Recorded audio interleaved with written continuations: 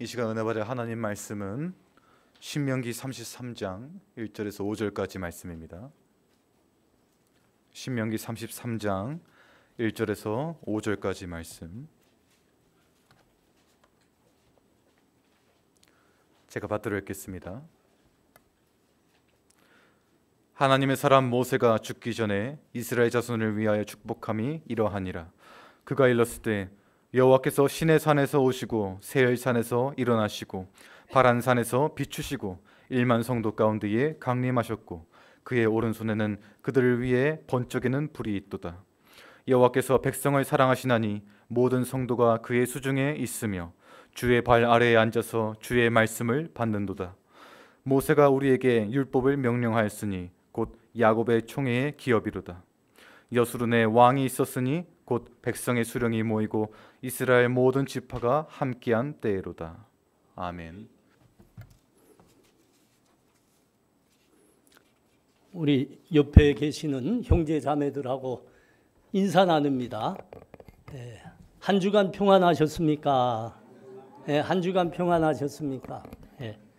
사랑합니다 하겠습니다. 사랑합니다. 진짜 사랑해야 됩니다. 초대교회의 모습은 자기의 집과 토지를 다 팔아서 교회 식구들하고 나눴다 하지 않습니까? 그 왜 나누었을까요? 식구기 때문에 나눴습니다. 식구기 때문에. 식구가 아니면 그렇게 나눌 수가 없죠. 내 삶은 내 삶이고 내 삶은 내 삶이다.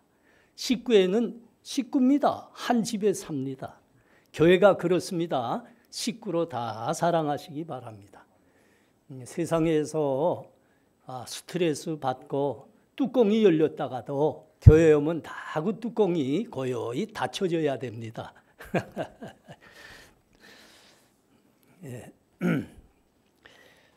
하나님의 사람 모세가 사명의 삶을 다 살고 생명을 마감하면서 마지막으로 한 일입니다. 그것은 이스라엘 온 백성을 향해서 축복한 겁니다. 그러니까 이 하나님의 백성 이스라엘을 축복하여 주시옵소서 하고 하나님께 간절히 기도한 거지요. 자, 오늘 그 말씀의 2절을 한번 보십시오.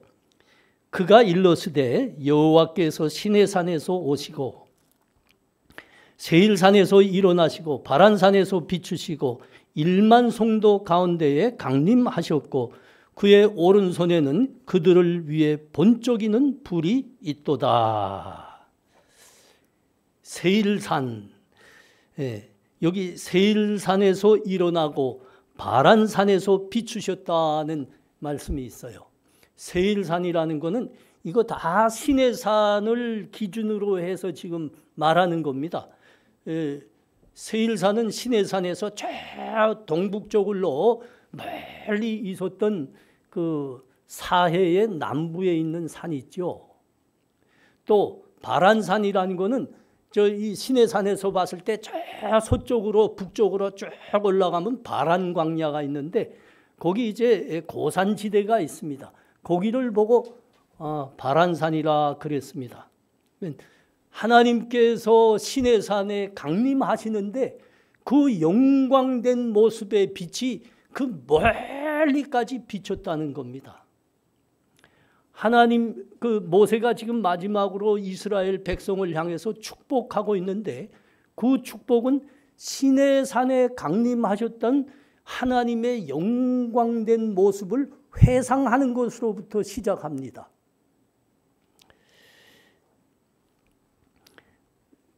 모세가 하나님께서 시내산에 강림하셨던 그 영광된 모습을 회상하는 중에 특별하게 초점을 맞추고 있는 것은 그때 하나님의 오른손에 번쩍이는 불이 있었도다는 말씀입니다. 하나님의 오른손에, 하나님께서 시내산에 강림하시는데 그 오른손에 번쩍이는 불이 있었다 그럽니다. 오늘 말씀 여러분 밑에 내려가 보십시오. 번쩍이는 불이라는데 각주가 달려있죠. 반괄호 3, 그 각주라는 소리입니다. 한번 그 밑에 가보십시오. 그게 뭘로 돼 있어요? 우리 진성 집사님이 웃는데, 이거 논문 쓴 사람들한테 그걸 설명하시다니요. 뭐 이런 이야기인데 하여튼 그래요. 예. 자, 뭐라고 돼 있죠? 불같아 영 및 사본에는 불타는 율례라 이렇게 돼 있습니다. 예, 이게 아주 잘된 번역입니다. 우리 개역 개정본에 그 전에 우리가 개역 한글판이 우리 한국교회에 펴준 성경이었죠. 거기에는 불 붙는 율법, 불타는 율법이라고 번역했습니다. 그게 지금보다 조금 더 좋아 보여요.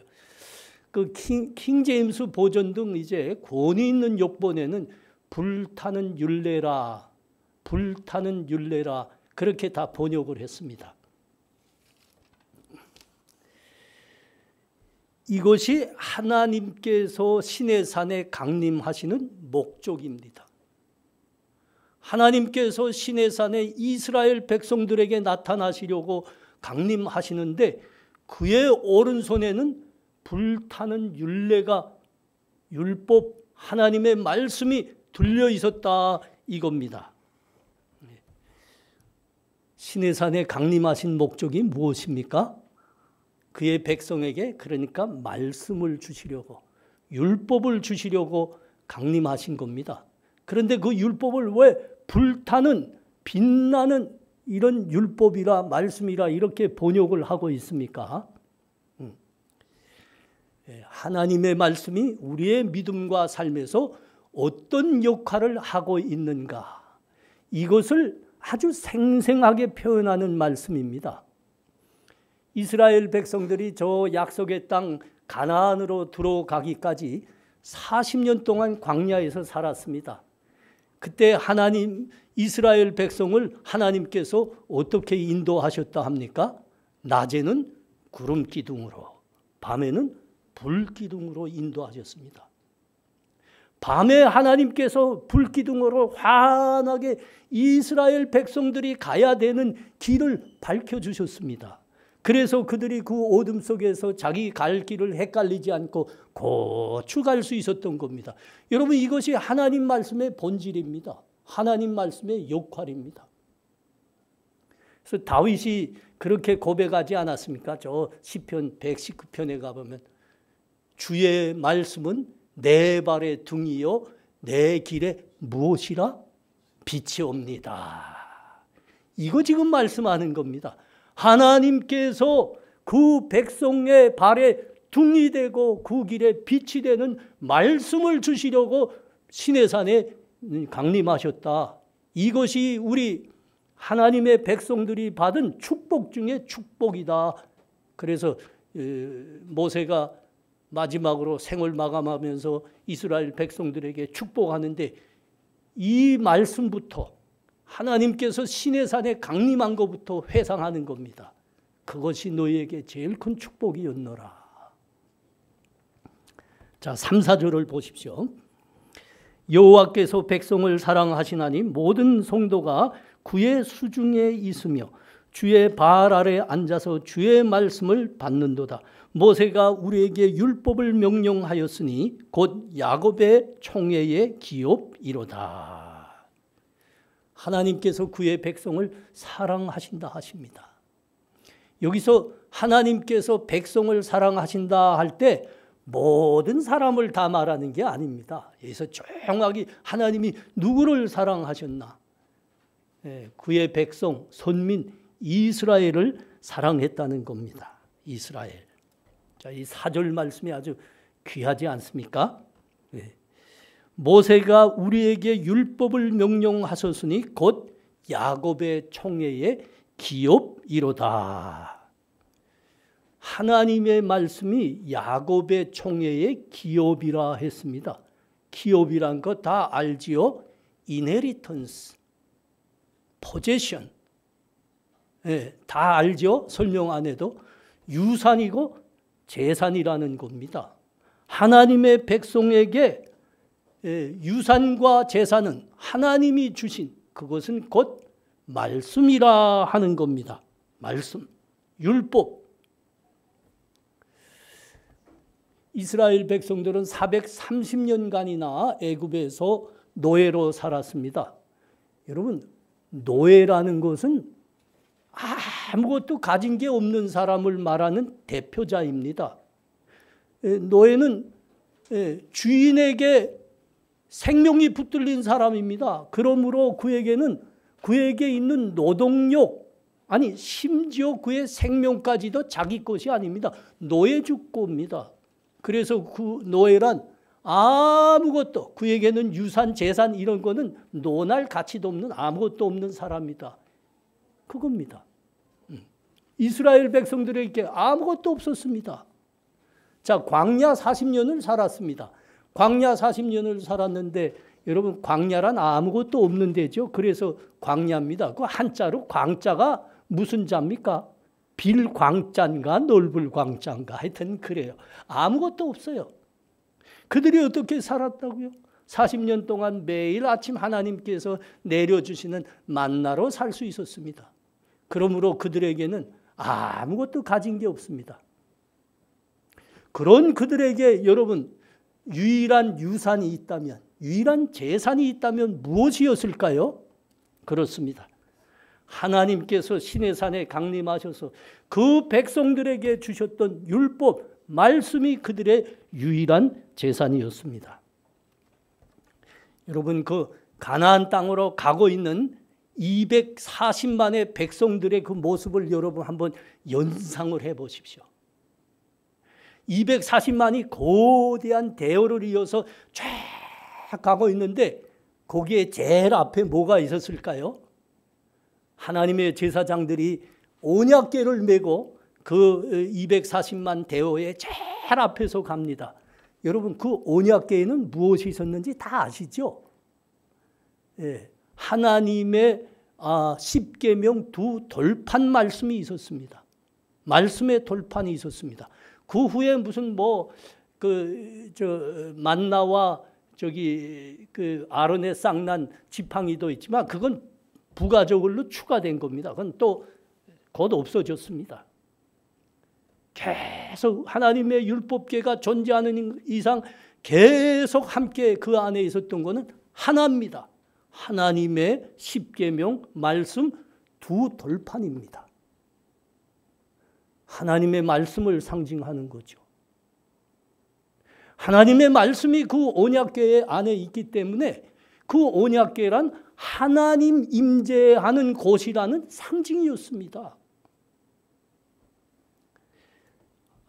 그 언약궤를 맨 제사장들이 가나안에 입성하기 위해서 요단강에 언약궤를 메고 들어갔습니다. 그러자 어떻게 됐습니까? 흐르던 요단강이 뚝 꽂혔습니다. 마른 땅이 됐습니다. 그 백성이 그 언약궤 메고 있는 제사장들이 서 있는 그곳으로 백성들이 건넜지요. 또 가나안 땅에서 첫 전투가 여리고성 전투입니다. 그때 제사장들이 언약궤를 메고 여리고성을 빙빙 돌았습니다. 그러자 어떻게 됐습니까? 그 성이 무너졌습니다.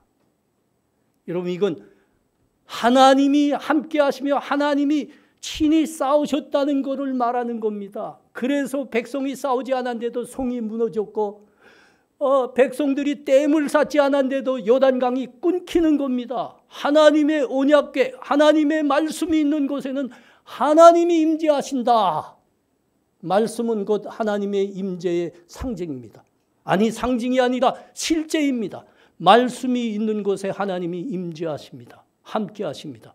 그러므로 여러분, 하나님의 백성 교회가 생명이 있고 능력이 있는 것은 하나님의 교회와 백성이 그 유산으로 말씀을 갖고 있기 때문입니다.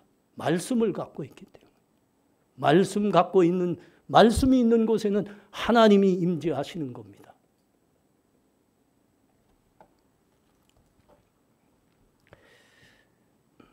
오늘 본문에서 우리의 시선을 가장 끌어당기고 있는 부분은 하나님께서 그의 백성을 사랑하시나니 이 말씀입니다. 이 말씀과 오늘 본문 모든 내용은 그 뜻이 한 것에 싹 모아지고 있습니다. 여러분 그게 무엇일까요? 하나님께서 그의 백성을 사랑하셔서 그들에게 말씀을 주셨다는 겁니다. 사랑하시기 때문에 말씀을 주셨다는 겁니다. 여러분 이거 놓치면 안 됩니다. 그러면 역으로 말해 보겠습니다. 사랑하지 않는 자에게는 말씀을 어떻게 하신다? 주시지 않는 겁니다. 주시지 않는 겁니다. 그렇습니다. 하나님은 그의 백성을 사랑하시고 사랑하시기 때문에 그 백성에게 가장 보배롭고 귀한 것을 주기를 원합니다. 그것이 뭐라고요? 말씀이라 그럽니다. 말씀이라.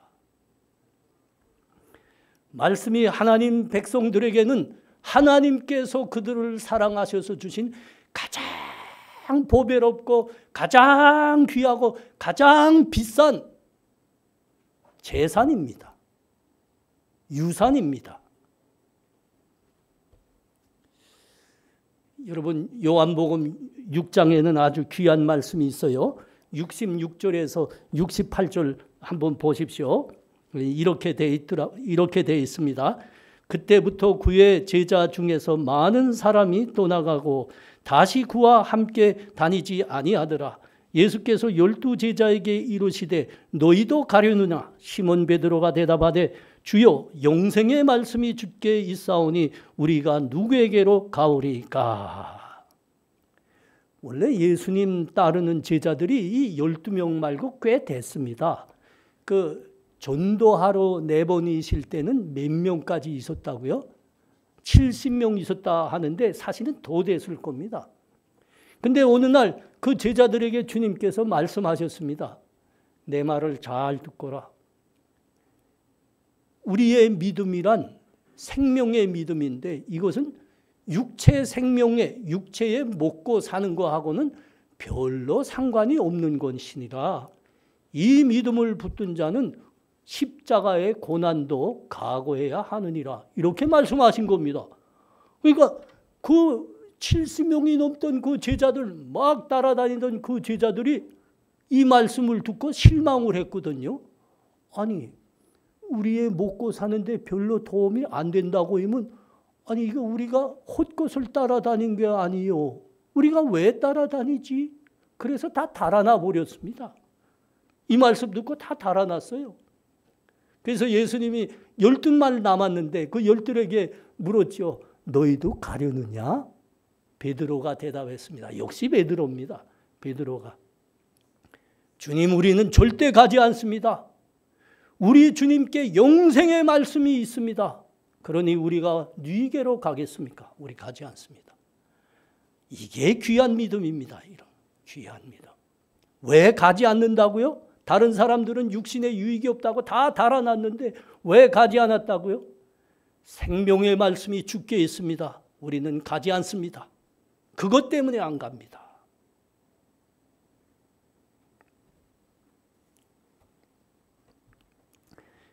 영원한 생명이 있는 이 말씀은 하나님이 오직 그 사랑하는 백성들에게 주십니다.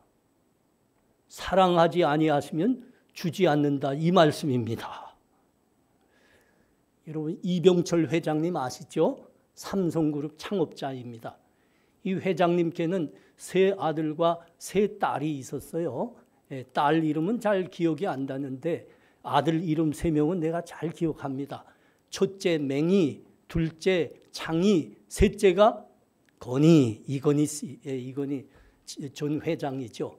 근데 그 세 아들 중에서 그 육남매 중에서 이병철 회장님이 제일 사랑한 거는 셋째 이건희 씨였습니다. 제일 사랑했습니다. 제일 사랑해서 어떻게 했다고 합니까?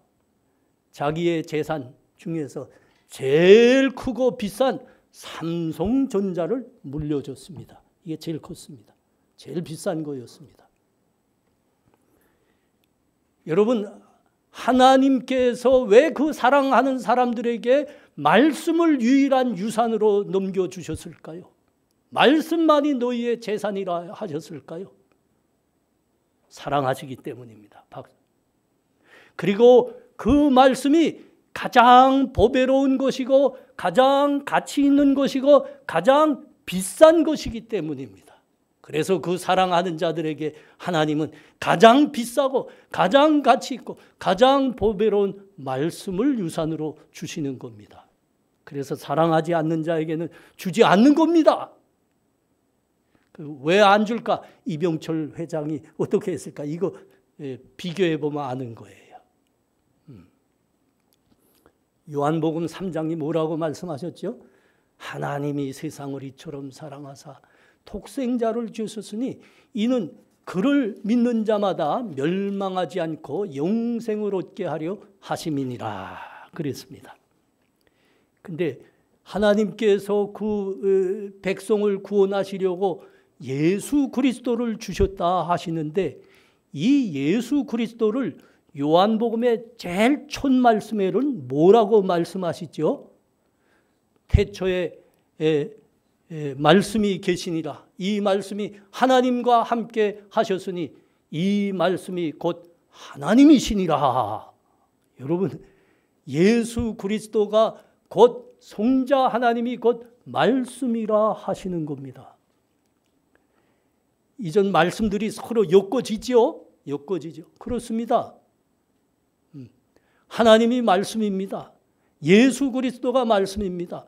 하나님이 우리의 생명을 구원하시려고 예수 그리스도를 보내주셨는데 그분이 곧 말씀이라 하는 겁니다. 그래서 요한복음 17장 3절에 가면 영생은 유일하신 참 하나님과 그가 보내신 자 예수 그리스도는 아는 것입니다. 그랬습니다. 말씀이 곧 영생이라 하신 것이죠. 또 로마서에 넘어가 보십시오. 10장 17절 믿음은 들음에서 나며 들음은 그리스도의 말씀으로 말미암았느니라. 여러분, 이 모든 말씀은 한 가지를 말씀하는 겁니다. 말씀에서 구원이 나옵니다. 말씀에서 영원한 생명이 나옵니다. 말씀이 곧 하나님의 백성들의 삶의 양식입니다. 한 가지를 말씀합니다. 이렇게 말씀이 가치 있고 보배롭고 제일 비싼 것이기에 그의 사랑하는 백성들에게 하나님은 유일한 유산으로 말씀을 남기신 겁니다. 말씀을 교회, 사랑하는 백성들, 조금 더 구체적으로 말하면 교회란 말입니다. 교회의 유일한 유산으로 우리 하나님은 말씀을 주셨습니다. 여러분, 명심하셔야 됩니다. 하나님이 사랑하시지 않는 또는 하나님을 사랑하지 않는 자들에게는 하나님께서 절대 말씀을 주지 않습니다. 사랑하는 자들에게만 주십니다. 말씀이 가장 보배롭고 비싼 것이기 때문입니다. 이스라엘의 초대왕 사울은 원래 보잘것없는 집안 사람 아닙니까? 본인이 그랬습니다. 왕이 될 때. 나 제일 보잘것없는 집안에 제일 보잘것없는 자인데요. 그랬습니다. 근데 그가 하나님의 은혜로 이스라엘의 왕이 됐습니다. 그런데 이 사람이 점점 교만해지기 시작했습니다. 믿음에서 떠났고 말씀도 경세했고 그러다 나니 하나님을 떠나게 됐습니다. 그러자 하나님을 떠났습니다. 하나님께서 떠나셨습니다. 그를 떠나신 겁니다. 근데 이 사울이 헷갈린 게 뭐인가 하면 하나님이 지금 떠난 것도 모르고 자기가 필요할 때 하나님께 간구하기만 하면, 기도하기만 하면 하나님이 자기 말을 들어준다고 생각했습니다. 실체가 왔죠. 때가 왔습니다. 저 블레셋이 큰 무력으로 이스라엘을 침공해 들어온 겁니다. 국가에 아주 위기가 온 겁니다. 왕이 아닙니까? 다급했습니다. 그래서 하나님께 나가서 하나님 도와주세요 하고 간절히 기도했다니까요. 근데 하나님이 떠나셨다니까요. 하나님이 그를 떠나셨다는 사실이 여러분 어떻게 그때 드러났습니까? 아무리 기도하는데 하나님은 전혀 말씀하시지 않는 겁니다. 여러분 이거 반드시 명심하셔야 됩니다. 전혀 말씀하시지 않는 겁니다. 그때 이렇게 돼 있더라고요. 사울이 여호와께 묻자오되 여호와께서 꿈으로도 우림으로도 선지자로도 그에게 대답하지 아니하시도라. 하나님 사랑하지 않는 자들에게는 하나님이 말씀도 안 주십니다. 결국 그가 어떻게 됐습니까? 무당에게 찾아가 도움을 요청하는 비참한 짓을 하게 됐고 결국 그 다음 날 전장에서 스스로 목숨을 끊어야 하는 비참한 인생을 마감했습니다.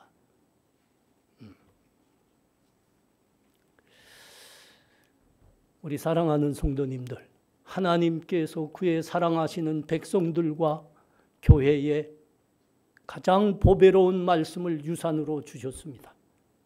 가장 보배로운 것입니다. 가장 가치 있고 비싼 것입니다. 여러분 그게 말씀입니다. 교회의 유일한 재산은, 교회의 유일한 유산은 말씀이다. 이걸 믿음으로 받아들이지 못해서 그 믿음과 삶에 큰 낭패와 실패를 한 사람들이 많습니다. 대표적으로 로마 가톨릭으로 생각됩니다. 정말 큰 오류입니다. 그들은 믿음과 말씀으로 구원을 받는다 생각하지 않습니다. 그들은 믿음과 말씀이 교회의 유일한 유산이라고 생각하지 않습니다. 교회의 유산은 교회의 권위와 전통이라 그럽니다. 그리고 구원은 칠성례에 의해서 칠성례존으로 구원을 받는다 그럽니다. 구원을 어떻게 받냐? 그들의 주장입니다. 원죄는 세례로 원죄가 소멸되는 것이고 송찬으로 남아있는 죄가 소멸되는 것이고 송찬으로 아직도 남아있는 작은 죄들이 소멸되는 것이고 그리고 병자 송사로 남아있던 마지막 죄까지 소멸된다. 속례전으로 구원을 받는다는 겁니다. 그리고 미사에 의해서 우리 주의 희생은 반복된다. 그들은 그렇게 믿고 있습니다. 여러분 이건 전혀 성경에서 어디 구석에도 없는 말씀 아닙니까? 그 교회의 권위와 전통이라 말하는 것은 주로 이제 교황하고 관계가 있는 건데 교황은 베드로의 후계자이다, 대리자이다 이런 권위입니다. 베드로는 하나님의 대리자이다.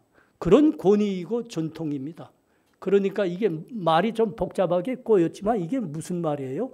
교황이 하나님의 대리자이기 때문에 그가 하는 말에는 하나님 말씀처럼 오류가 있을 수 없다 이렇게 말하는 거예요. 하나님의 권위를 갖고 있는 거예요. 성경이 이런 믿음이란 건 전혀 말씀하시지 않지요. 이런 하나님의 말씀을 유일한 유산으로 믿지 않기 때문에 이들은 그의 믿음에서 큰 오류를 범하고 있는데 마리아의 이름으로 기도합니다. 조금 더 정확히 말하면 마리아가 신이 돼버린 겁니다. 그러니까 로마 가톨릭의 하나님은 삼위일체 하나님이 아니고 사위일체 하나님이 되신 겁니다. 기가 막힌 오류지요. 기가 막힌 오류죠. 여러분 여기에 우리의 감사가 있는 겁니다. 우리의 믿음이 교회의 유일한 유산은 하나님의 말씀과 믿음뿐입니다. 이런 믿음을 우리에게 주신 게 우리에게 그렇게 감사한 겁니다. 여러분 이거는 큰 교훈이 되는 말씀이기도 합니다. 여러분 우리 하나님 믿는 사람들이 많습니다. 우리와 같은 다 교회의 이름을 갖고 있습니다. 그러나 그 중에 많은 사람들이, 참 적지 않은 사람들이 하나님의 말씀이 교회의 유일한 유산입니다, 이런 믿음을 못 갖고 있습니다. 이게 큰 교훈이에요. 제가 신학교 졸업하면서 첫 사역을 대안학교를 설립하고 학생들을 키우는 사역이었습니다. 그러니까 교육 사역이었어요. 학교를 설립하고 보니까 학교의 제일 난제가 교사들에게 월급을 줘야 되는 문제였어요. 교사들을 먹여 살려야 학생들을 교육할 거 아닙니까? 근데 이 교회가 연합해서 이 학교를 세우긴 세웠는데, 아니 교회의 힘으로는 어림도 없었어요. 그래서 가만 살펴보니까 우리 그 교육부의 기능 중에 하나가 대안학교들을 지원하는 기능이 있더라고요. 그래서 그 교육부 공무원들과 공식 면담을 요청했습니다. 그들을 만났습니다. 근데 그들이 하는 말입니다. 불교가 운영하는 대안학교에는 우리가 지원금을 보낼 수 있는데 교회가 운영하는 대안학교에는 지원금을 줄 수가 없습니다. 근데 왜 줄 수가 없습니까? 이걸 말하는데 그 이유가 참 부끄러웠습니다. 교회들은 서로 다투고 싸우기 때문에 믿을 수가 없어서 지원금을 줄 수가 없습니다. 이게 그들의 대답입니다. 이 말을 딱 듣고 제가 아무 말도 못하고 토도 붙이지 못하고 그냥 돌아서 나왔습니다. 여러분, 우리 많은 교회, 5만 개, 6만 개 교회가 있다고 합니다. 다 한 하나님 예수 그리스도를 생명의 구주로 모시고 있는 교회들입니다. 그런데 왜 서로 다투고 분열하고 있는 겁니까? 왜 싸우는 겁니까? 한 주님, 한 모리를 모시고 있는데 왜 싸워요? 하나님의 말씀이 유일한 유산으로 되어 있지 않기 때문입니다. 하나님의 말씀이 유일한 유산이 아니고 이념이, 색깔이 유산으로 되어 있기 때문입니다. 너희는 우편에 선 교회노라. 우리는 좌편에 선 교회노라. 아니, 너희는 좌편에 서 있는 교회노라. 우리는 우편에 서 있는 교회노라. 저 교회는 빨갱이 교회노라.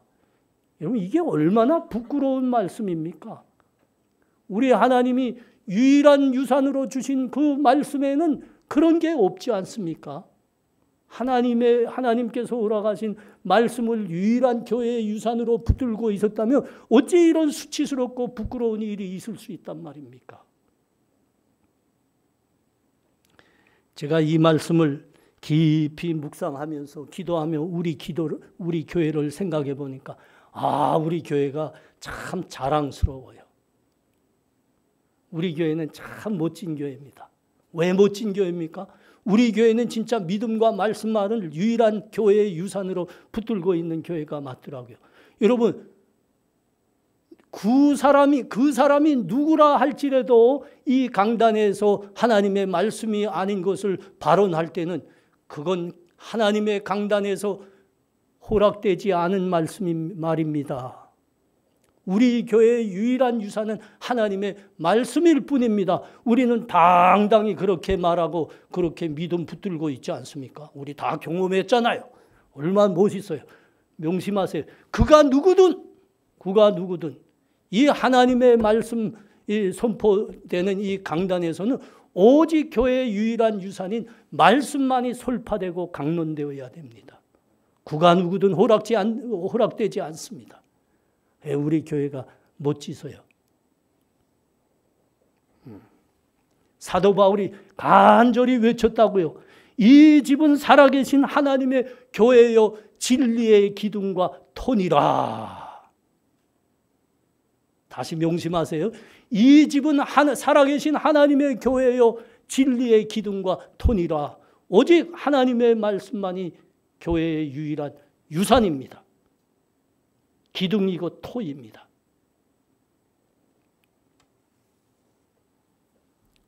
우리 사랑하는 성도님들, 하나님께서 우리를 무지무지 사랑하셔서 가장 보배롭고 가장 가치 있고 비싼 말씀을 유산으로 주셨다는 거 명심하시기 바랍니다.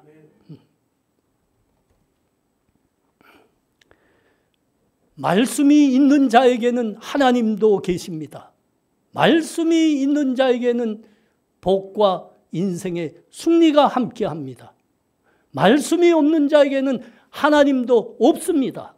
말씀이 없는 자에게는 당연히 복과 은혜는 있을 수가 없는 겁니다.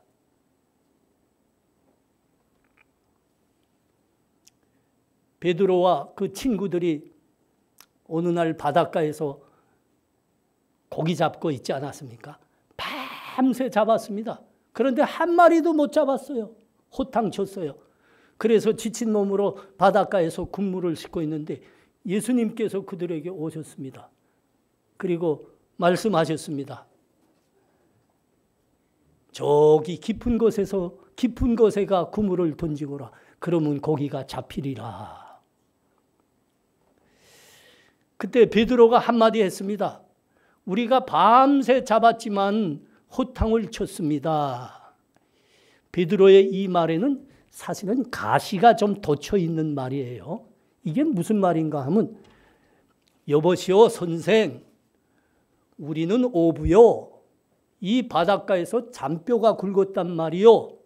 이 바다에 대해서는 우리가 누구보다 잘 알아요. 손금보듯 알아요. 그런데 밤새 잡았지만 못 잡았소. 이건 우리가 몰라서 못 잡은 게 아니고 운이 없어서 못 잡은 거요. 이런 가시가 있었다니까요. 근데 그 다음 말이 멋있어요. 그럼에도 말씀에 의지하여 우리가 그물을 내리리이다. 그래서 예수님이 저기다 하고 가르쳤던 그쪽을 노조 나가서 그물을 내렸습니다. 그 결과는 우리가 다 압니다. 그물이 찢어지도록 잡혔습니다. 그 얼마나 무거운지 배에 올릴 수도 없었습니다. 여러분, 그때 베드로가 주님 앞에 무릎을 꿇었습니다. 주님, 나는 죄인입니다. 내게서 떠나 주옵소서. 떠나 주옵소서. 얼마나 귀한 믿음입니까? 말씀에 의지했더니 그가 삶을 초월하게 되었더라. 그렇습니다. 여러분, 말씀을 붙들고 있는 사람에게 하나님도 있는 것이고, 말씀을 붙든 자는 인생의 복과 승리의 복을 받는 겁니다.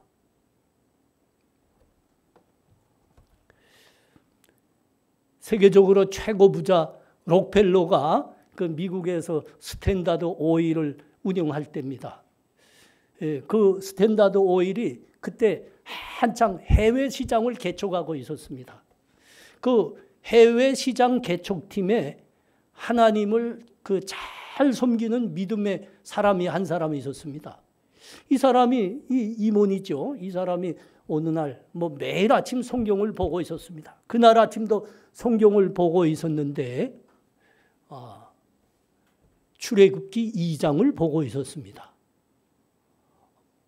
그거를 읽고 있는데 그 사람의 머리에 번개불이 번쩍하는 것 같은 느낌이 있었습니다. 그래서 벌떡 일어났습니다. 그리고 외쳤습니다. 그곳에 오일이 있다. 그곳에 석유가 있다. 그것이 바로 출애굽기에 나오는 애굽입니다. 애굽. 여러분, 그 사람이 읽었던 그 대목을 내가 한번 다시 읽을게요. 출애굽기 2장 1절에서 3절 말씀입니다. 레위 가족 중 한 사람이 가서 레위 여자에게 장가들어 그 여자가 임신하여 아들을 낳으니 그가 잘생긴 것을 보고 석 달 동안 그를 숨겼으나 더 숨길 수 없게 되며 그를 위하여 갈대 상자를 가져다가 역청과 나무진을 칠하고 아기를 거기 담아 나일 강가의 갈대 사이에 두니라. 이 임원의 눈이 딱 고정된 거는 피치입니다. 피치. 역청입니다. 역청이 뭐예요? 원유를 정제해서 기름을 볶고 남은 찌꺼기를 피치. 콜탄이라고 그러나? 그 아스팔트 길하는 거. 여기에 고정된 겁니다. 이거 보는 순간 벌떡 일어나서 펄떡펄떡 됐다고요. 바로 그곳에 원유가 있다. 석유가 있다. 그것이 어디라고요? 이 성경에 나온 애굽입니다. 그래서 이 임원의 말대로 지질학자들 포함해서 조사단을 파견했습니다. 고고학자들의 안내를 받으면서 이 성경이 기록된 그 애굽 땅을 조사하기 시작했습니다. 아니나 다를까 엄청난 양의 석유가 매장된 유전을 발견했습니다. 애굽에서. 이 애굽의 유전이 그 스탠다드 오일의 해외 시장 개척에 중추적 역할을 했습니다. 잊지 마십시오. 성경 말씀을 보다가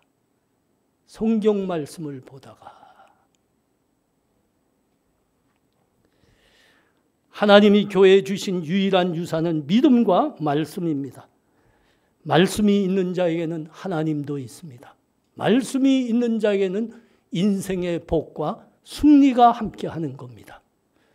하나님께서 우리 생명과 우리 인생의 복과 승리를 위하여 우리에게 유일한 유산으로 말씀을 주셨습니다.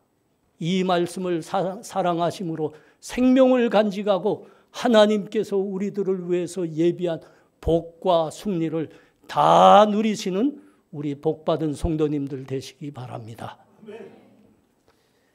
우리 이 시간 함께 기도하겠습니다. 우리 목소리 내서 우리 심령을 합쳐서 기도하겠습니다. 하나님, 우리들에게 우리들을 사랑하시고 사랑하셔서 하나님께 가장 보배롭고 비싸고 가치 있는 말씀을 우리의 유일한 유산으로 주셔서 감사합니다. 이 말씀에 생명이 있는 줄 믿습니다. 이 말씀에 인생의 복과 승리가 있는 줄 믿습니다. 이 말씀 사랑하여 듣기를 좋아하고 읽기를 사랑하는 우리 모두가 되어서 하나님 생명 간직하고 하나님 우리들에게 베푸시는 복과 승리를 다 누리는 우리 되게 하여 주시옵소서. 우리 이렇게 간절히 기도하겠습니다. 기도합니다. 하나님 은혜를 감사합니다. 오 하나님, 우리 하나님 우리를 너무너무 사랑하셔서 우리 하나님께 하나님 독생자가 곧 말씀이라 하시는 그렇게 보배롭고 귀하고 값비싼 말씀을 우리의 유산으로 주셨습니다. 하나님 감사합니다. 하나님의 말씀에 생명이 있는 줄 믿습니다. 구원도 하나님의 말씀에서 나옵니다. 하나님 이 말씀 우리가 사랑하게 하시옵소서. 매일 읽고 매일 듣기를 사랑하는 우리 다 되게 하여 주옵소서. 그러므로 이 말씀 속에 간직되어 있는 생명을 간직하고 하나님께서 허락하시는 은혜와 복을 다 누리는 사랑받고 복받는 우리 성도들 젊은이들 되게 하여 주시옵소서. 예수님 이름으로 기도합나이다. 아멘.